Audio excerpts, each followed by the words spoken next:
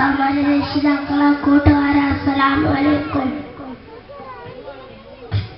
കാരണത്തിന്റെ പ്രാചകത്തെ കുറിച്ച് അല്പം പറഞ്ഞാൽ കാരണത്തിന്റെ ഒറ്റ തന്നീതിയായിരുന്നു അലൈഹിസ്സലാമയുടെ ജീവിത സകല മനുഷ്യരോട് ജീവിതങ്ങളോട് കാണിച്ച കാര്യങ്ങൾ വളരെ വലുതായിരുന്നു.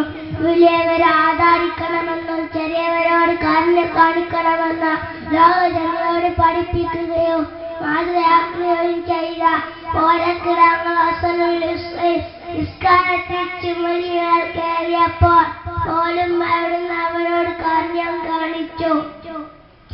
അതിനാൽ തേടിയെത്തിയ മാൻകിടാവിനോട് കാരണമായി ശിക്ഷിക്കുകയോ ചെയ്ത പശുക്കുഞ്ഞുങ്ങളുമായി സന്നിധിയിലെത്തിയ അതിന്റെ സ്ഥാനത്ത് കൊണ്ടുപോയി വെക്കുക.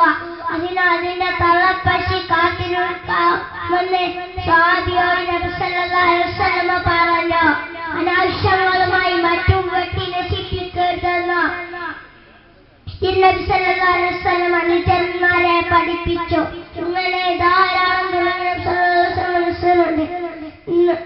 അല്ലാഹു നമ്മളെ തൗഫീഖ് നൽകട്ടെ എന്ന് പ്രാർത്ഥന നടത്തുന്നു. അസ്സലാമു അലൈക്കും.